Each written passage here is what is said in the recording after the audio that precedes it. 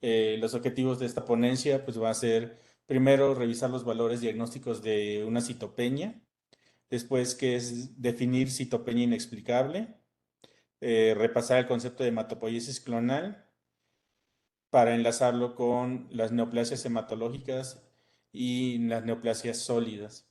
Y al final de cuentas, cómo influye esto en la mortalidad de los pacientes ya adultos mayores. En cuanto a la citopenia, si bien no existen estudios a nivel nacional de cómo definir una citopenia en un adulto mayor, ya que la gran mayoría de los estudios que se han realizado son en pacientes menores de 60 años, sí podemos tener una idea de los estudios que se han hecho en Reino Unido y en Estados Unidos de cohortes grandes de pacientes adultos mayores, en los cuales existe poca o nula diferencia respecto a los valores de menos de 60 años. Para tener un estándar pues, de diagnóstico de citopenia en la definición y diagnóstico del síndrome mielodisplásico, esto fue un consenso que se hizo en el 2006, se estableció que la anemia va a ser menor a 11 gramos por decilitro, la neutropenia menor a 1500 neutrófilos por microlitro, y la trombocitopenia a menos de 100.000 plaquetas por microlitro. Esto cabe de tenerla y resaltar de que pues es algo que se tiene que tomar siempre en cuenta, ya que muchos de los motivos de referencia que llegan al servicio de hematología pues es en busca de estas complicaciones que se pueden tener. Teníamos una gráfica en la cual nosotros poníamos cómo en una población general se había hecho estudios para ver la prevalencia de citopenia y poder, ¿cómo se llama?, determinar el influjo de esto en los pacientes menores de 50 años y mayores de 60 años.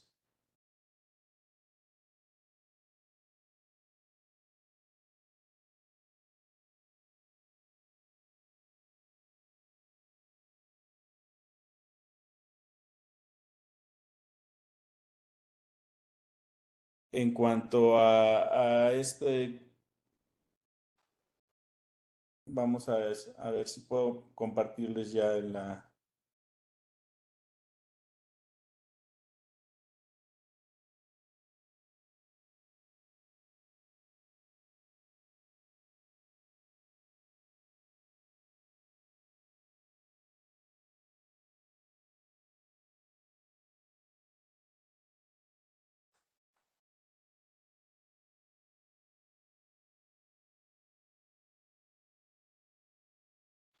En el cual vemos que mayormente los pacientes que son masculinos a partir de los 65 años de edad van a tener una prevalencia en términos generales de un 1.5 a 3% de los pacientes van a tener alguna clase de citopenia.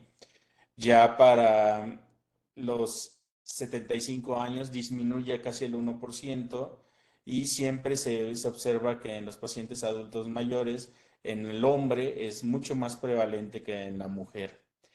En esto también se utilizó de una diferencia racial.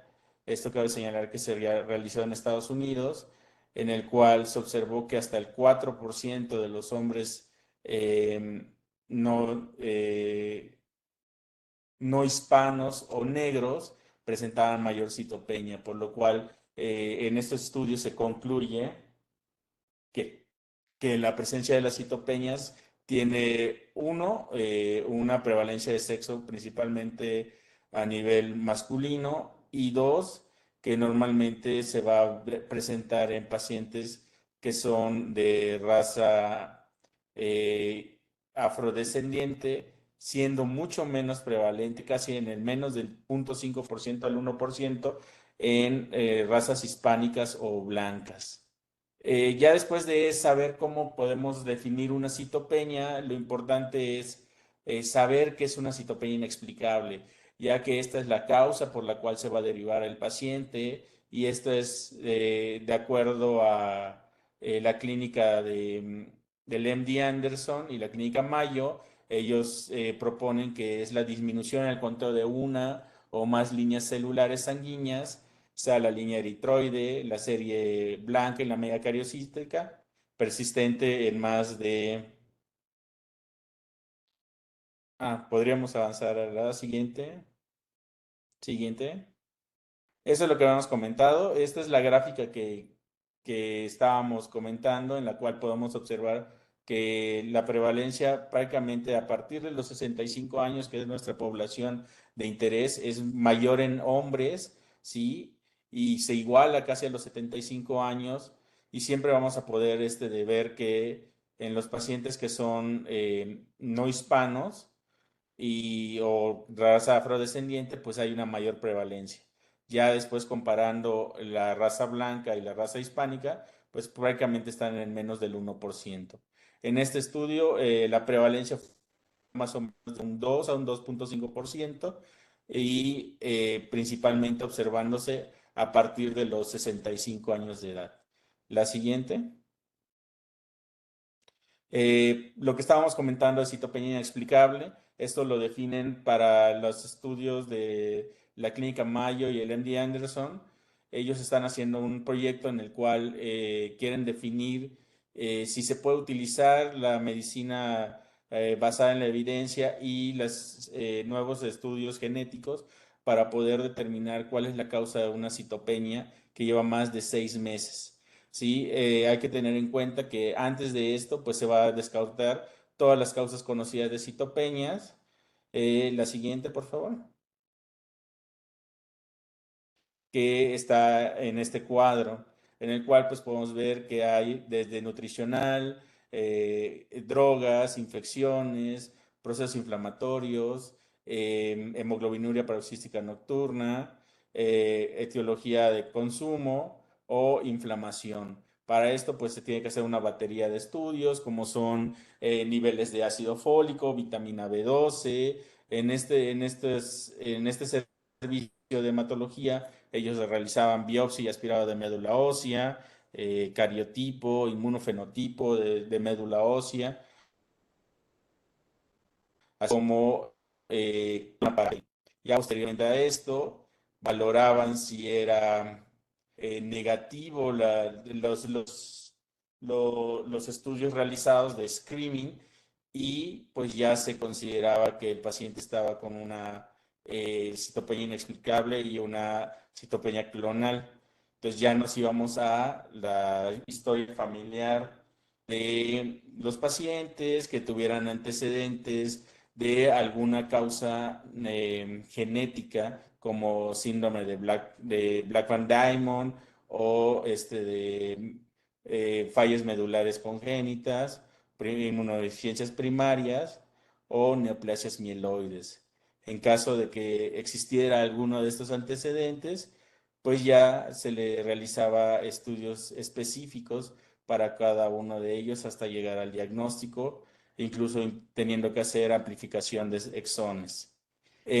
Cuando no se tenía este antecedente, pues allá se consideraba una citopenia inexplicable y pues se le hacía una panel de siguiente generación para principalmente genes mieloides. Si era positivo, se le consideraba una citopenia clonal de significado indeterminado y si era negativo, de significado incierto.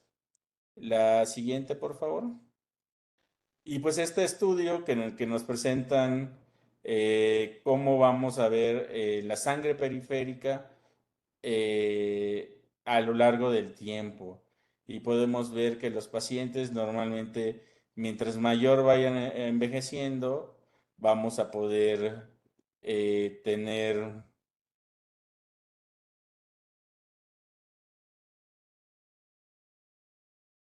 en el seguimiento que les hicieron, podemos ver que a mayor de 60 años podemos ver mayor persistencia de las citopenias, ¿sí? Aunque muchas de estas, casi el 50% se van a corregir. Claro está también, los pacientes, casi un 40% va a presentar más de una citopenia y sí se observa de que a menor edad, pues las causas que son reversibles, como fueran nutricionales o medicamentosas, son mucho más frecuentes, por lo cual en pacientes mayores de 60 años, casi un 70% va a permanecer la citopenia a lo largo del tiempo. La siguiente, por favor. Sí, y esta es la conclusión de ese estudio en el cual podemos observar que nos dividen de acuerdo a las citopenias y es anemia. No existe una diferencia eh, significativa a partir de los 60 años de edad en todas las causas de muerte y todas las causas de neoplasias hematológicas a 5 años, y al igual que la trombocitopenia.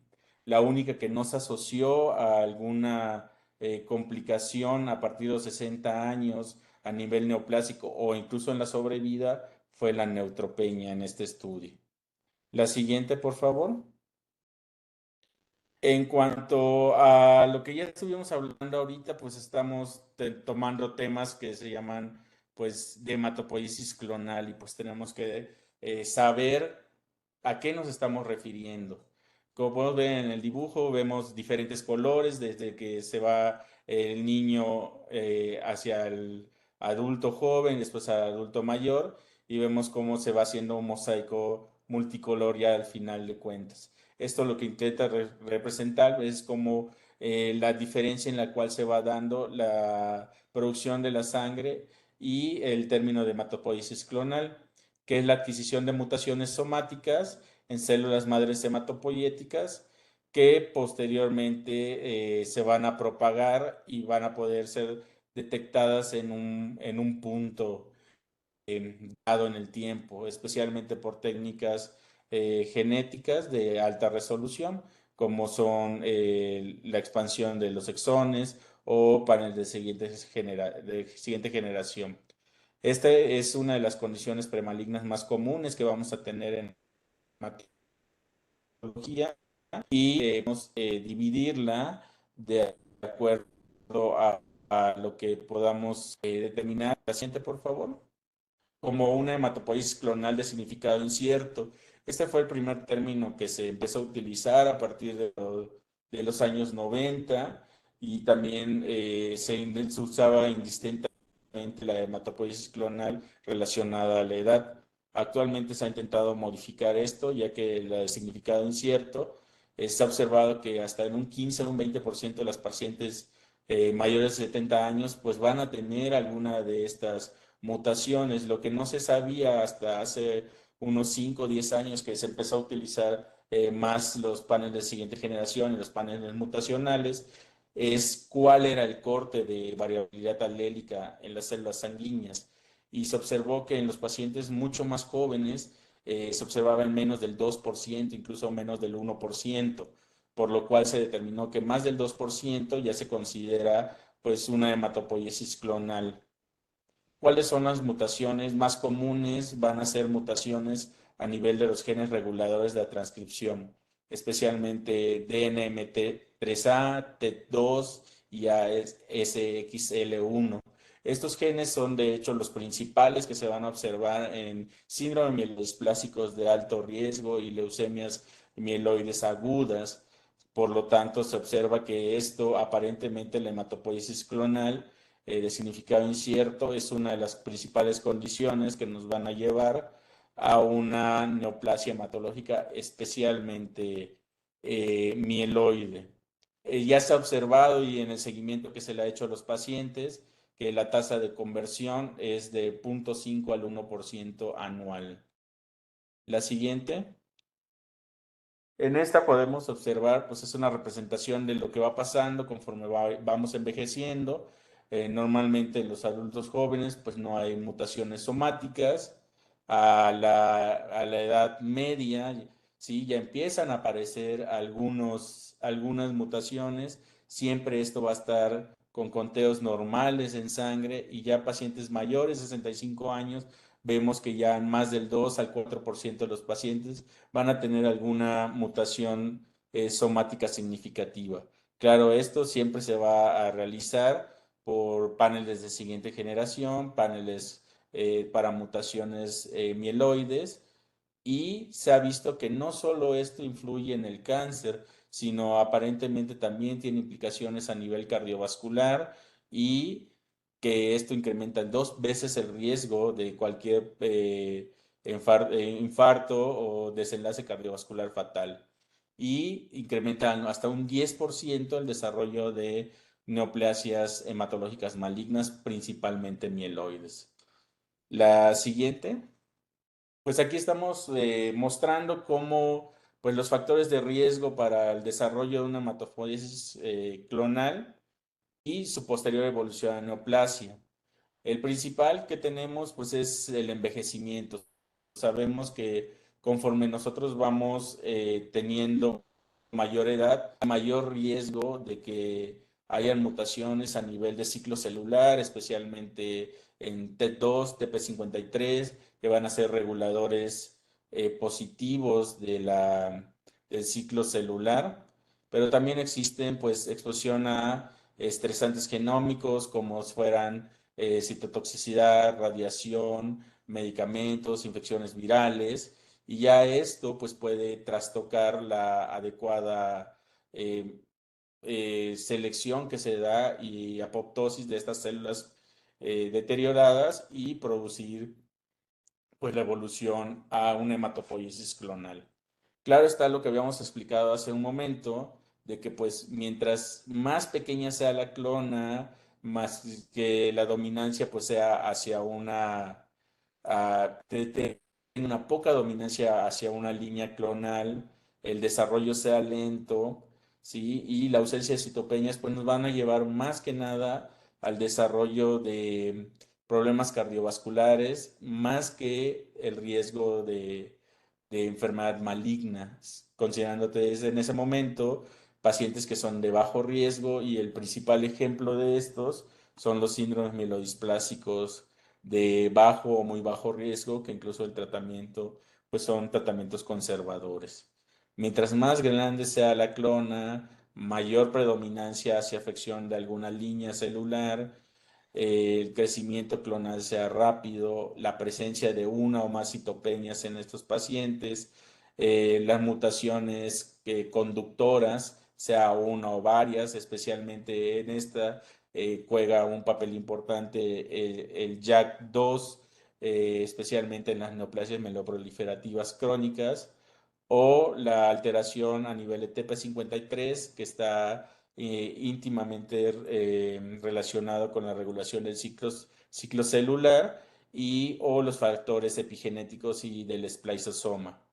Esto, pues, nos va a dar mayor incremento de la inflamación y cambios en el microambiente, por lo cual va a ser más inestable la genómica, y incrementar el riesgo de enfermedades neoplásicas malignas. Existe también, pues, una citopenia clonal de significado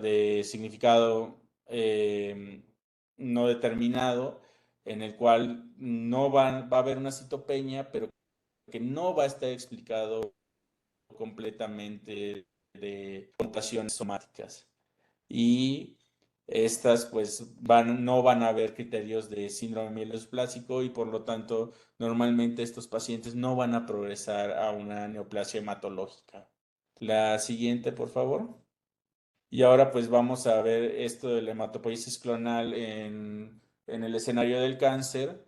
Pues como hemos hablado ahorita, pues va a ser la hematopoiesis clonal, va a estar mayormente afectado por exposición previa a factores estresantes mutagénicos, ya sea quimioterapia, radioterapia, uso de ciertos fármacos, ciertas enfermedades inflamatorias crónicas, infecciones virales, factores genéticos con predisposición de mutación en los genes reparadores del DNA, como son las anemias aplásticas congénitas, como anemia de Fanconi, anemia de Black Van Diamond, o la exposición a mutágenos ambientales como es la luz ultravioleta o eh, la energía atómica que pues nos puede dar complicaciones.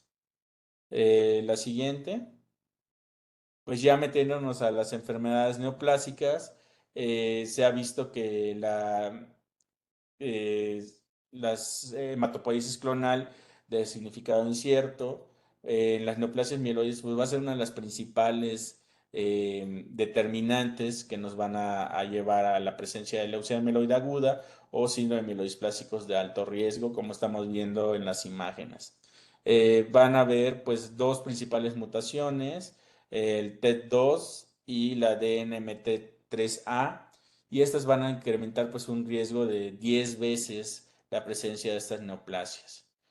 Claro está, el 75% de los pacientes que tienen una leucemia aguda antes del diagnóstico ya van a presentar estas mutaciones y se considera que son las mutaciones fundadoras o mutaciones driver que van a llevar al desarrollo del cáncer posterior.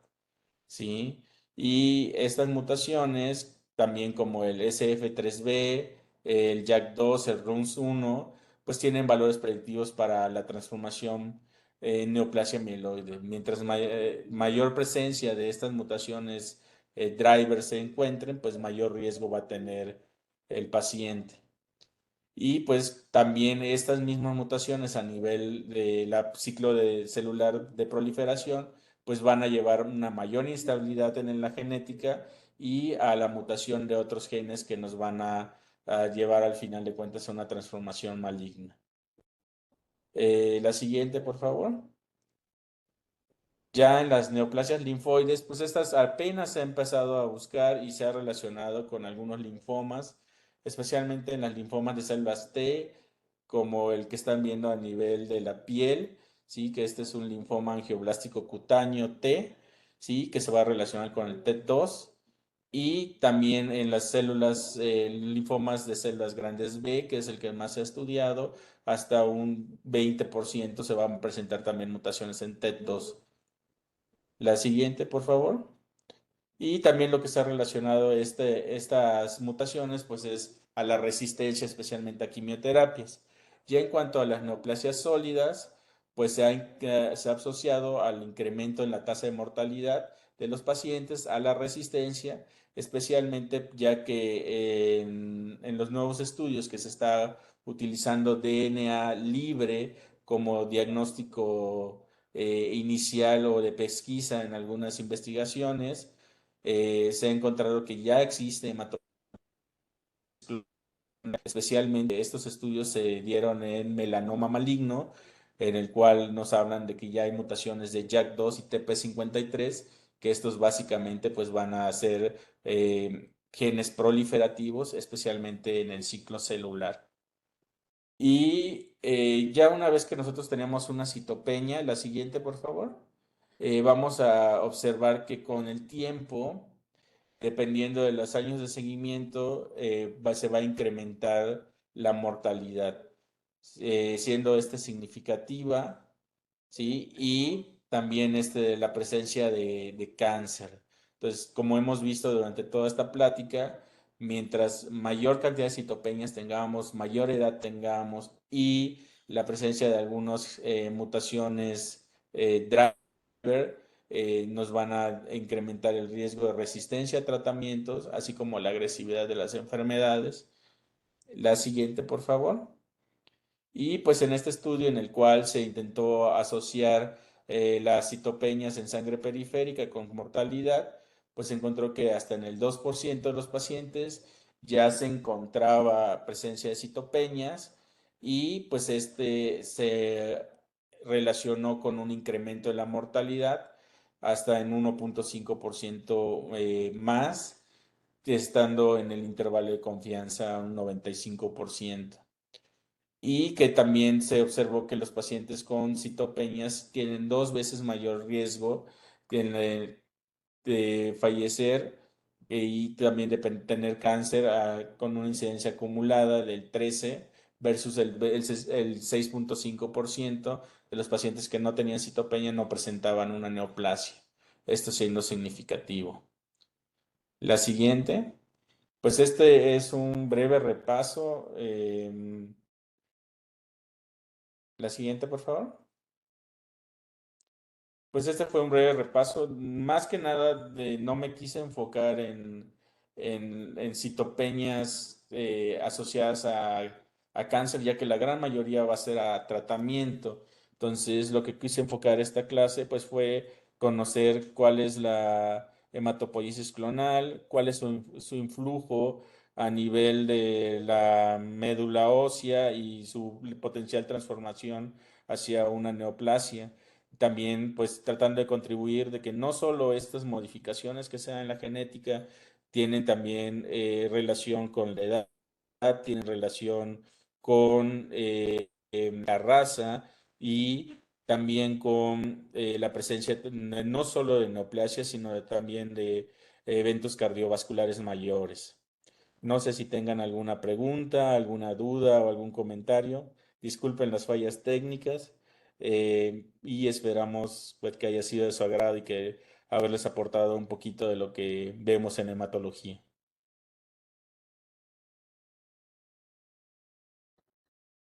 Muchísimas gracias, doctor, por su presentación. La verdad es muy interesante todo lo que nos comenta. Y pues ahorita en el chat esperamos las preguntas.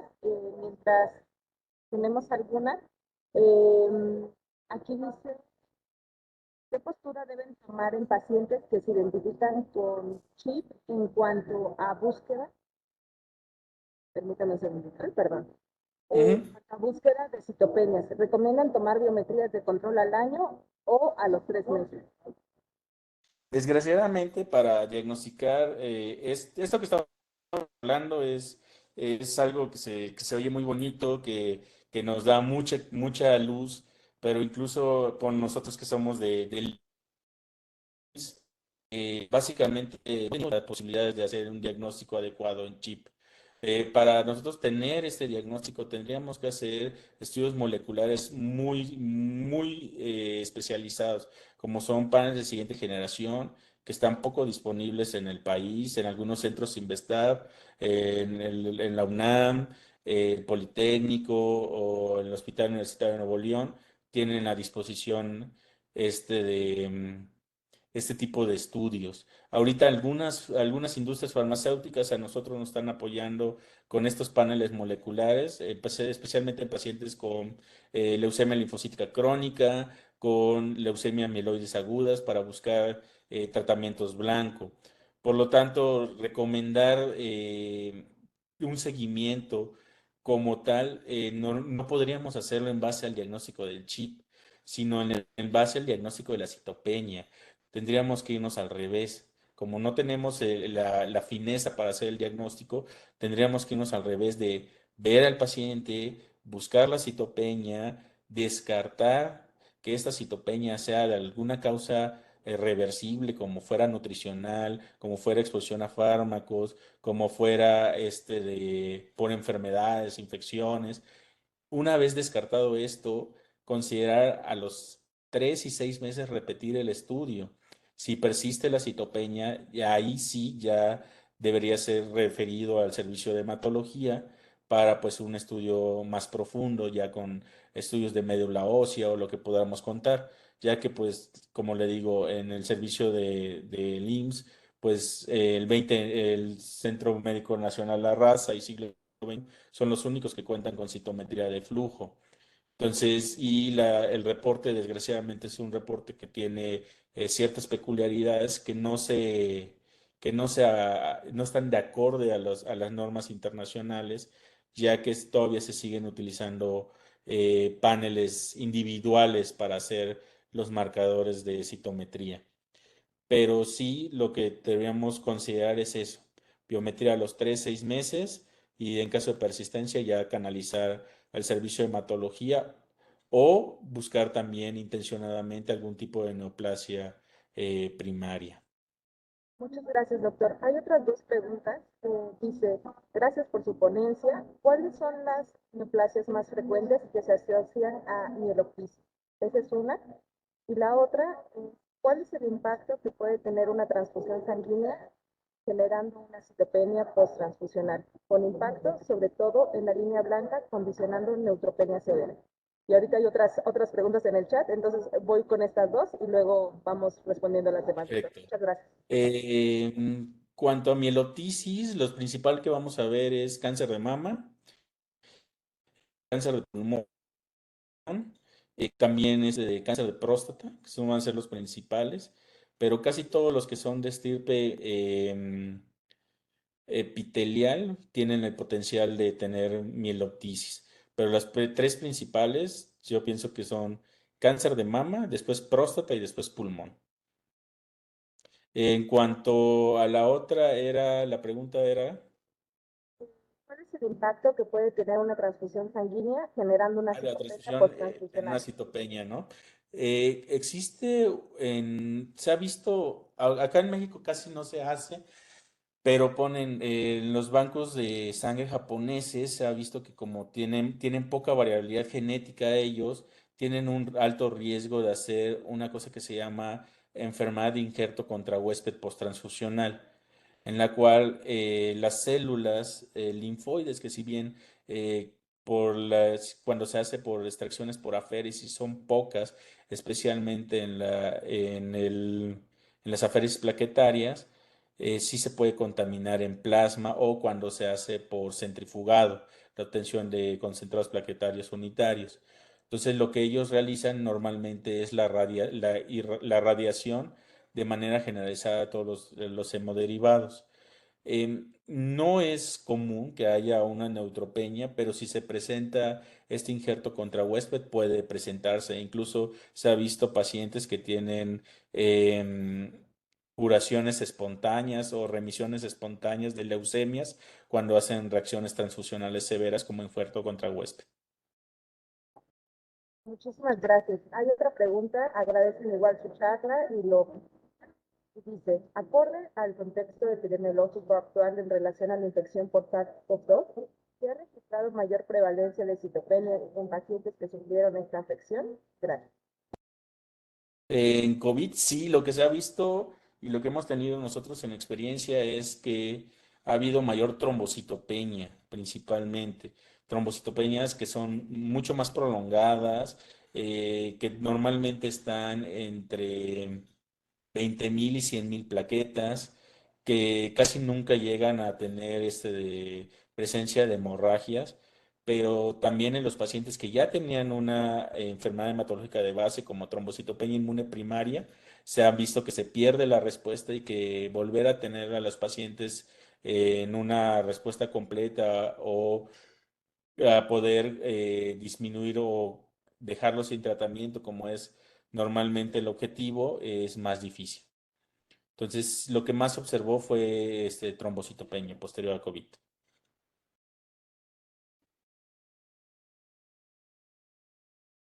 Gracias, doctor. No hay ahorita otra pregunta en el chat, entonces no sé si usted gustaría dar algunas conclusiones o algunas recomendaciones en general en la actuación del médico geriatra en el IMSS.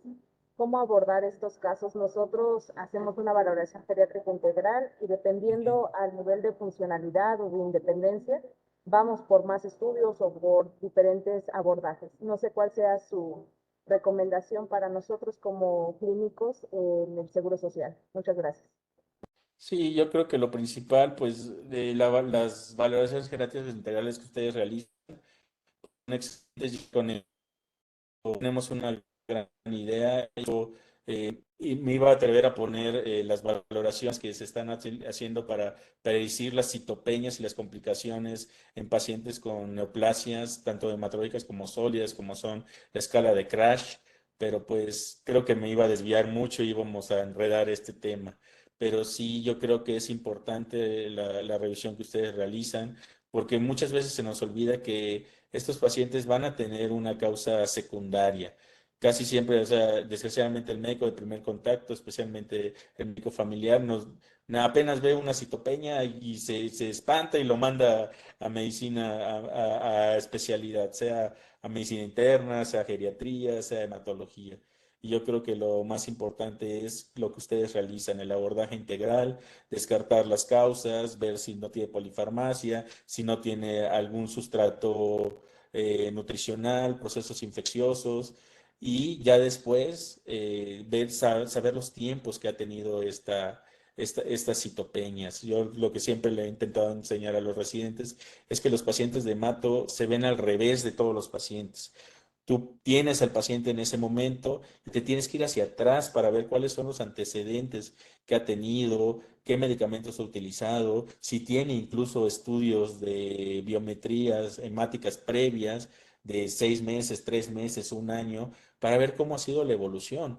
Porque después hay veces te encuentras de que, no, pues ahorita te llega con 60,000 plaquetas, pero hace un año tenía 190,000 plaquetas. Entonces tenemos que ver qué pasó en esos 6 meses y poder considerar si esta causa es reversible o no, ya que, como estamos viendo, sí existe un índice de progresión de estas neoplasias que generalmente pues, no es tan alto, pero sí cuando se agregan una mayor cantidad de citopeñas, el riesgo de una neoplasia maligna, especialmente mieloide, se va incrementando, especialmente con la edad. Muchísimas gracias, doctor. Hay otra pregunta y pues la verdad es que quisiera ponerla, otras dos preguntas, quisiera ponerlas en pie. Todavía tenemos unos minutos de espacio. Y dice, Ujú. gracias por su plática. En el síndrome mielodisplásico, ¿qué tan sesgado podría estar el frotis por una transfusión sanguínea? ¿Y cuáles son los principales grupos de fármacos que nos recomendaría evitar para disminuir también un sesgo tanto para el diagnóstico como para el tratamiento del síndrome? Y ahorita que terminemos esa, hago la otra. Gracias. Entonces, lo que preguntan es, en el síndrome mielodisplásico, ¿qué pasaba con la transfusión? Es que sí, no escuché un poquito, no escuché muy bien. Ok. Dice, ¿qué tan sesgado podría estar el frotis por una transfusión sanguínea?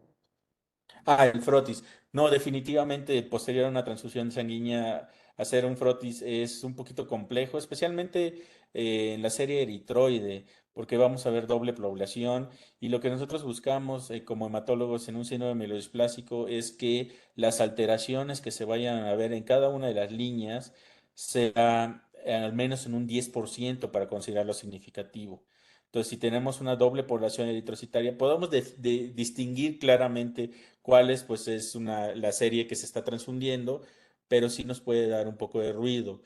Pero casi siempre los pacientes con síndrome mielodisplásico se van a caracterizar por tener citopenias profundas, sea en una, dos o las tres líneas celulares, y por eso nos apoyamos en el frotis, pero muchas veces esos pacientes y prácticamente dentro del abordaje van a terminar con aspirado de médula ósea y biopsia de hueso como complemento, idealmente una citometría de flujo y un estudio genético será cariotipo o FISH. Pues hay muchísimas más preguntas, doctor, pero usted me dice cuándo paramos. Aquí esta misma persona preguntaba los grupos de fármacos que nos recomendaría evitar para disminuir también un sesgo para el diagnóstico y el tratamiento del síndrome Pues mielodisplásico. lo principal es que la utilización de las vitaminas. Tendemos a abusar mucho de las vitaminas, en el cual agarramos y, no, tiene anemia, y va la ácido fólico complejo B, polivitaminas, ¿sí? Y hay veces podemos tener ciertas alteraciones que se observan en el frotis o las modificaciones que se van a dar en los resultados del laboratorio. La verdad es que muchos fármacos que podamos tener modificación, no, los factores estimulantes, claro está, eritropoyetina, filgastrin, pues esos nos pueden dar displasia incluso a nivel de sangre periférica y médula ósea, o el uso de esteroide que nos puede modificar la cantidad de blastos que existen a nivel de médula ósea y como para poder hacer un diagnóstico certero. Pues por cuestiones de tiempo, la otra pregunta se parecía mucho, que era ¿qué medicamento con más frecuencia puede estar relacionado o puede causar citopenia? Y la otra pregunta que faltaba era sobre la escala para valorar el pronóstico de los pacientes con síndrome mielodisplásico. Y yo creo que con esa pregunta ya terminamos. Concluimos. Bueno, los medicamentos que definitivamente que van a causar citopenias, pues es todo lo que intervenga en el ADN, o sea, tratamientos de reumatología, sea incluso los más que son de órganos blancos, como los anti-TNF, todo lo que sea quimioterapia, metotrexate. Algunos pacientes van a hacer citopenias con antipsicóticos, especialmente neutropenia y trombocitopenia, con antidepresivos, con también anticomiciales. Sí, entonces a veces es muy importante saber, pues está con convulsiones, pues tiene una trombocitopenia leve, probablemente sea por el fármaco, sí. Muchas veces pues eso no nos va a causar mayor problema, ya que el riesgo de una hemorragia espontánea en un paciente pues es menos de 20,000 y yo creo que sí es algo que nos tenemos que llevar como tarea a casa. No alterar, no espantar a la familia, sí es necesario estudiar, pero los riesgos de sangrado, porque pues, es lo que principalmente nos va a generar la incertidumbre, de que pues hay veces se sueltan los diagnósticos muy a la ligera, de, ay, no, pues puede tener cáncer, puede tener leucemia. No necesariamente, hay veces una deficiencia de vitamina B12, que es mucho más común que un síndrome mielodisplásico en los pacientes adultos mayores, por H. pylori, ya por gastritis crónicas atróficas, por uso crónico de omeprazol, pues es reversible y el paciente pues se va bien tranquilo con su tratamiento. En cuanto a las escalas de síndrome mielodisplásico, pues hay múltiples. Están las más comunes, que son las del IPSS, el IPSS revisado, está la de la Organización Mundial de la Salud, está la escala de el MD Anderson para síndrome mielodisplásico de bajo riesgo. Cada uno de estos pues va a tener sus diferencias. Eh, a mí normalmente consideramos utilizar pues al menos dos escalas para poder evaluar al paciente, especialmente porque algunas son dinámicas como la del Andy Anderson que incluye el apoyo transfusional y la gran mayoría, las otras prácticamente solo te incluye el diagnóstico. ¿Por qué? Porque te habla de la cantidad de citopenias, de la presencia de alteraciones citogenéticas relevantes, de el tipo de síndrome mielodisplásico que nos estemos enfrentando y ya pues allá los categorizan de muy bajo riesgo, riesgo intermedio o alto riesgo, ¿sí? Y ya pues esos riesgos al final de cuentas son de progresión a una neoplasia mieloides, especialmente leucemia mieloide aguda. Ok, pues muchísimas gracias, doctor. La verdad es que tuvo un aforo muy importante, llegamos casi hasta 200 personas. Es un tema que nos llama muchísimo la atención por la frecuencia que nos comentaba y sobre todo estos mensajes clave que nos da. No todo es cáncer, hay que buscar otras posibles causas, hay que estudiarlo. La forma en que nos comentó de cómo se estudia en hematología es interesante también para abordar en los antecedentes, no irnos con un solo resultado de una biometría, quizá pedir estudios previos. Y pues muchos aprendizajes, doctor, le agradecemos muchísimo su tiempo, su experiencia y pues la verdad es que estas presentaciones con estos estudios de vanguardia y estos artículos y todas las referencias que presentó en su presentación son muy importantes porque aunque en el instituto quizá podamos estar sesgados, es importante que también conozcamos todo lo que hay, ¿no? En el mundo y cómo podemos abordar y cómo podemos ir creciendo para el abordaje de la persona mayor. Entonces, le agradecemos mucho su tiempo, les agradecemos mucho a todos, los esperamos en el Congreso Geriatrims 11, 12 y 13 de octubre. Muchísimas gracias. Buenas noches. Muchas gracias, buenas noches.